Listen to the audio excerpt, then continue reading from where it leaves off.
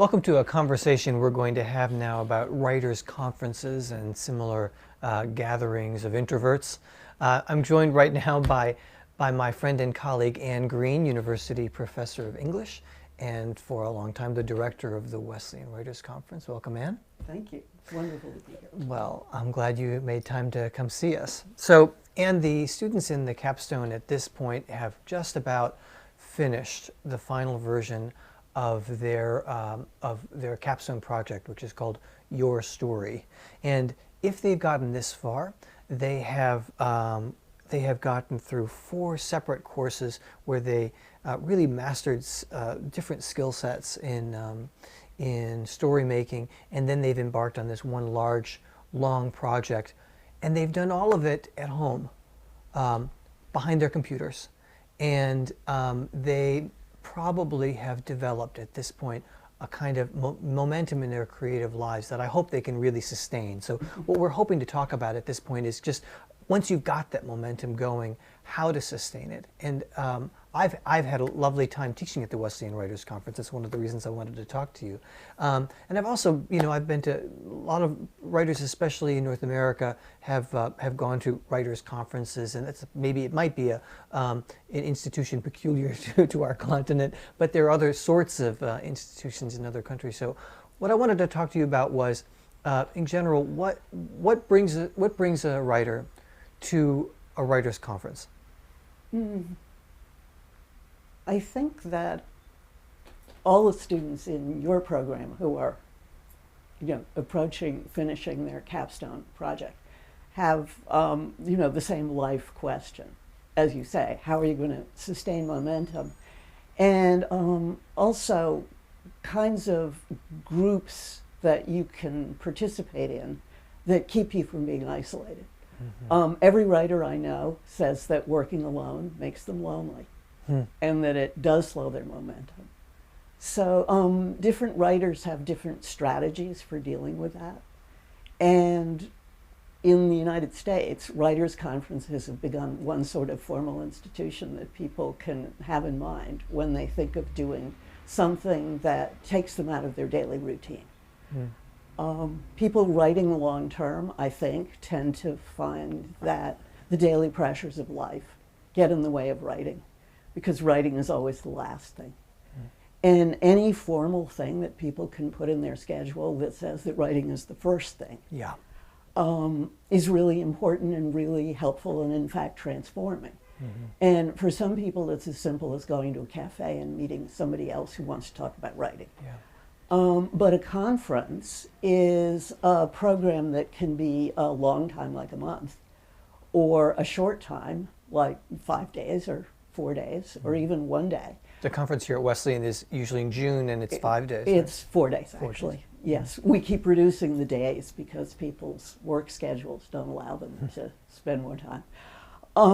And it's a place to come and suddenly change your routine, so that writing is the focus and everything else that's going on at home falls away.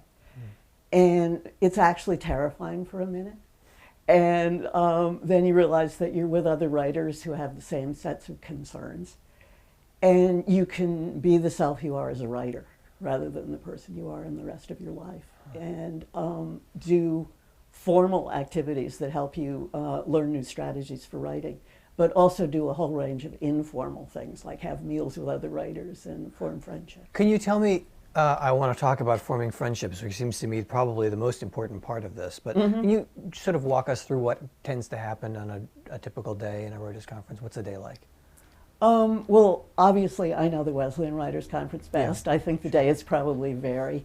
We've set up the day so that there are fairly formal seminars in the morning and early afternoon, because we think that one of the things we offer is a chance to do a lot of reading that you wouldn't know that you wanted to do unless somebody pointed it out to you, and work with distinguished writers who have strategies that they want to have a chance to present in a quiet space where they can present the approaches in an orderly way.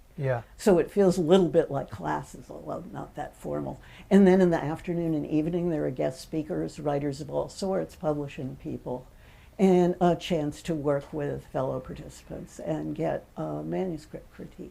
Manuscript critique often with a teacher, With a teacher. a published writer. So Yeah. you'd sit down, a person would have received the manuscript ahead of time, Mm-hmm. and they'd sit down with you over a cup of coffee and go And through it. go through the story. manuscript, talk about problems it might have, strengths it might have, Yeah. how to continue, And do it face to face. and do it face to face, Yeah, which is holding the page.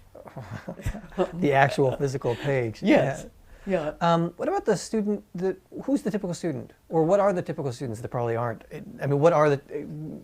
Describe some students who. If you think of it in terms of people, it's people of all sorts.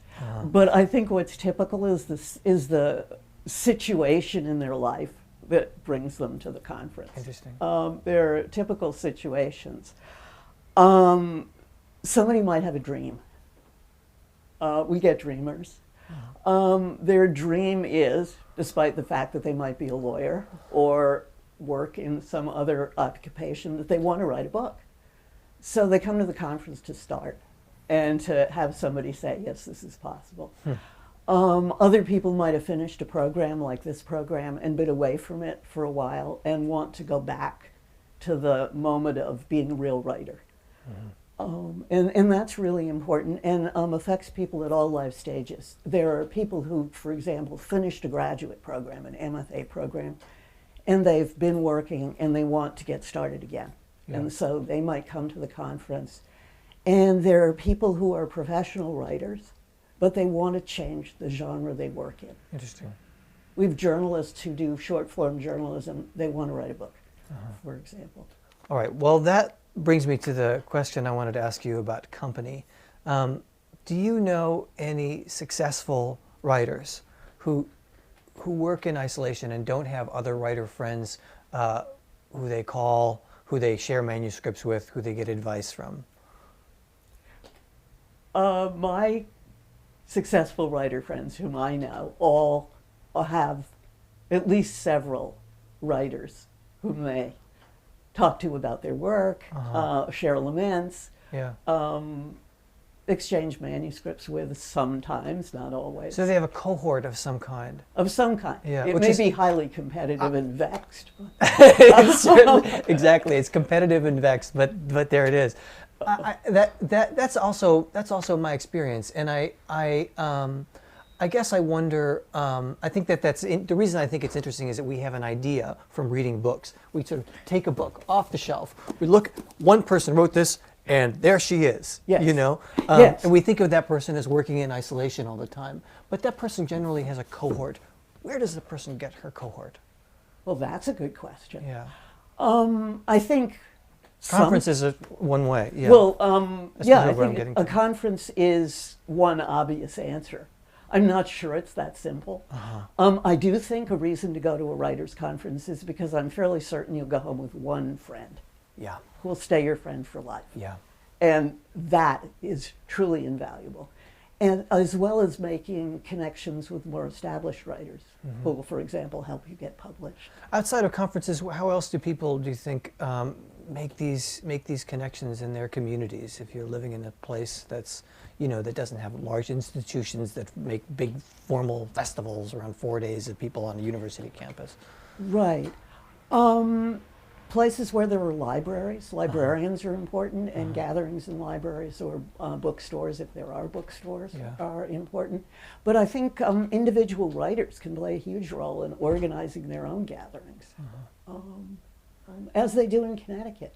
All sorts of fairly obscure people, in the sense that no one knows they write, organize little gatherings. Someone called me this morning, and she said, my writing group is organizing a festival. Wow.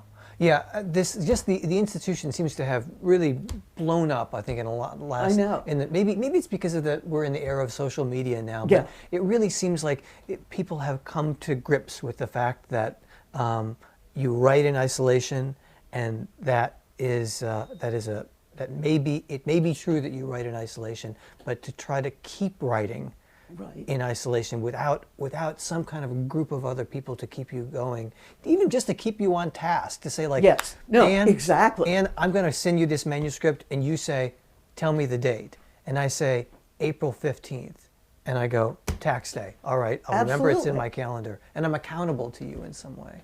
Right.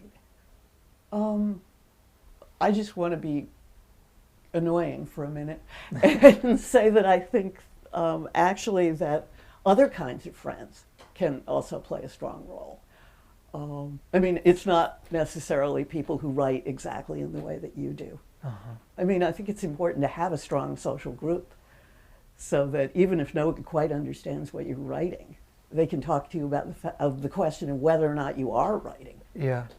Just to have somebody asking you in the phone call, how's the book going? Yeah. It could be a really, you don't want to answer that question, but knowing that somebody out there is waiting for it Yeah. can just, that's the thing that keeps you going to the desk. I have a young colleague in history who gave up his job as a professor here because he has a huge book contract to write about an important historical figure who has a wonderful narrative in his life. But he's trying to work alone, and he actually has no friends, and he's completely stuck. Oh, wow. But when we took him out to dinner, I mean, I know nothing about his book, but he started writing again, which is what I mean about how talking to anybody is, in fact, its own kind of lubricant. Yeah, talking to anybody is its own type of lubricant. That's a great place to end, and I completely agree with you. Thanks so much for coming by. Oh, thank you. There is something you want to get somebody to say that we haven't said, which is that the virtue of the Wesleyan Writers' Conference in particular is that we believe in reading lists. And I think that that is one reason to come to a writers' conference. To get a reading list. To get a reading list. Uh-huh.